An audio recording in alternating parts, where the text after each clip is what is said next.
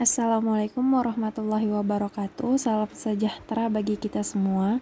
Kami dari kelompok 6 ingin mempresentasikan hasil diskusi kami, yaitu transportasi logistik, yang beranggotakan Debbie Anggriani, Julia Roja, Nuriski Widyamidari, dan Senya Aras.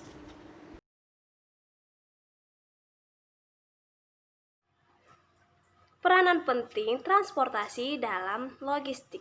Yang kita ketahui, kegiatan transportasi sendiri mengacu pada pergerakan produk dari satu lokasi ke lokasi lainnya dalam suatu rantai pasokan. Kebutuhan akan transportasi pun semakin meningkat seiring dengan perkembangan globalisasi dalam rantai pasokan dan pertumbuhan e-commerce. Apalagi transportasi memainkan kunci utama dalam pergerakan logistik. Transportasi adalah solusi untuk mengatasi permasalahan dalam sektor logistik, yaitu pergerakan produk dan penyimpanan produk. Kinerja dari transportasi itu tersendiri berpengaruh kinerja pengadaan, produksi, serta customer relationship management.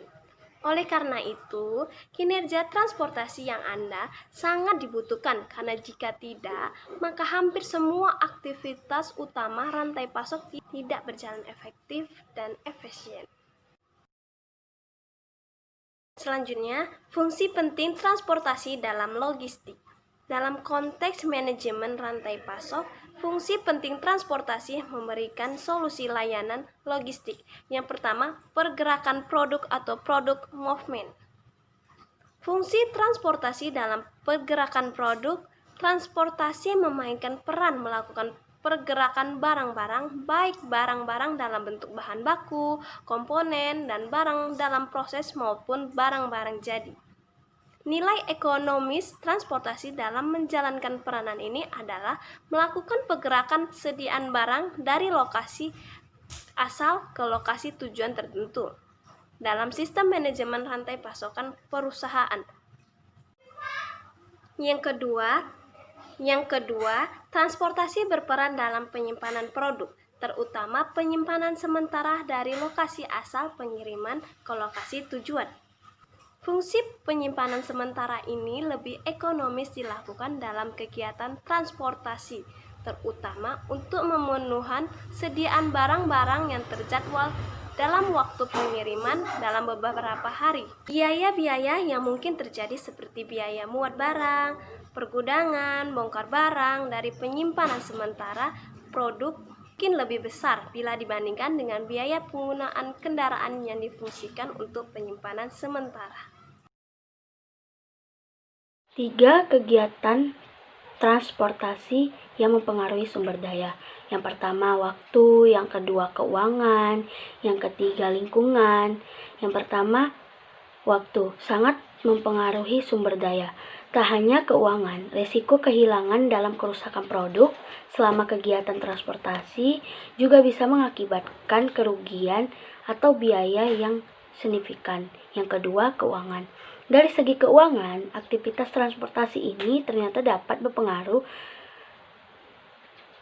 seperti penggunaan tenaga supir, driver labor, terus pemeliharaan kendaraan, pengonsumsian bahan bakar minyak, kegiatan administrasi, atau resiko kehilangan serta kerusakan produk selama kegiatan transportasi diketahui menjadi beberapa penyebabnya. Yang ketiga, lingkungan. Adanya kegiatan transportasi dalam mempengaruhi lingkungan, baik itu secara langsung maupun tidak langsung. Transportasi mengonsumsi fuel serta oli dalam jumlah yang cukup besar. Meskipun perkembangan teknologi mesin-mesin kendaraan memungkinkan efisien terhadap konsumsi oli dan fuel, tapi faktanya pengkonsumsian kedua hal tersebut masih terbilang besar seiring dengan peningkatan terhadap kendaraan yang mendukung kegiatan transportasinya. Pihak yang terlibat dalam kegiatan transportasi. Yang pertama ada teknologi informasi dan komunikasi atau yang dikenal dengan IT.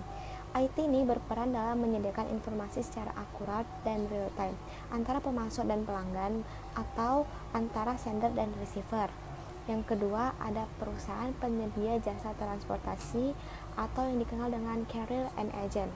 Carrier ini adalah pihak penyelenggara transportasi barang yang membebankan tarif angkutannya tuh kepada tenaga kerja dan operasi kendaraan serta bahan bakar.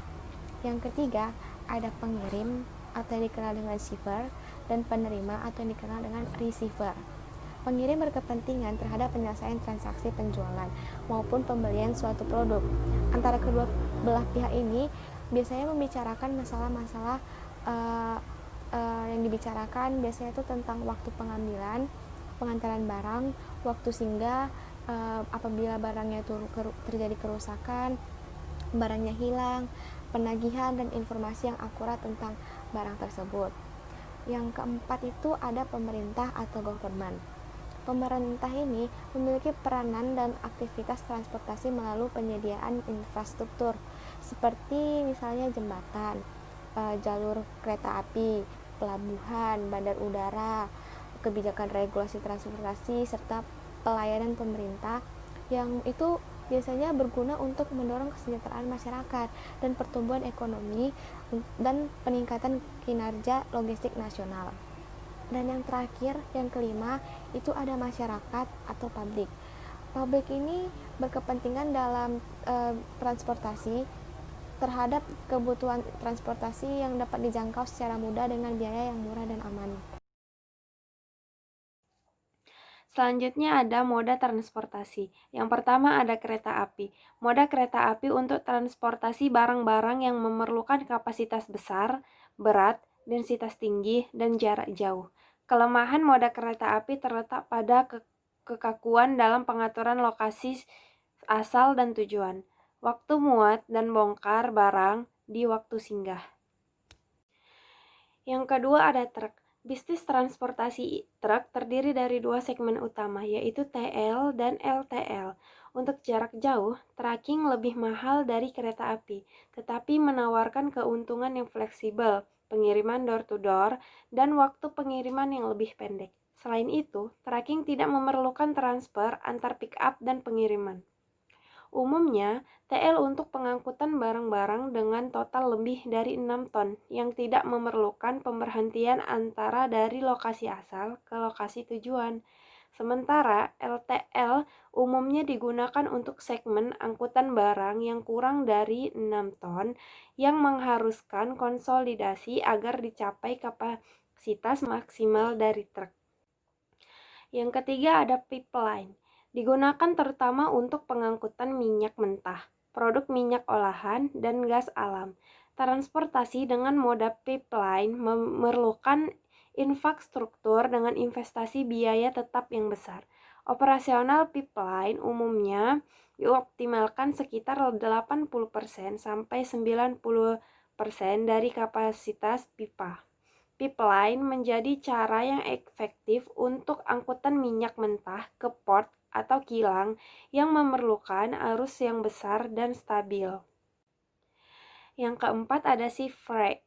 Perkembangan perdagangan antar negara dengan menggunakan jalur maritim telah mendorong pertumbuhan kontainerisasi. Hal ini telah menyebabkan permintaan sea freight yang lebih besar, lebih cepat, dan kapal yang lebih khusus untuk meningkatkan ekonomi transportasi kontainer. Nah, yang terakhir ada air freight. Operator transportasi udara atau air freight menawarkan layanan transportasi yang sangat cepat, namun dengan biaya transportasi yang mahal. Penggunaan air freight lebih tepat memerlukan untuk barang-barang ukuran relatif kecil dan bernilai tinggi, atau pengiriman barang yang memerlukan waktu cepat dan jarak jauh.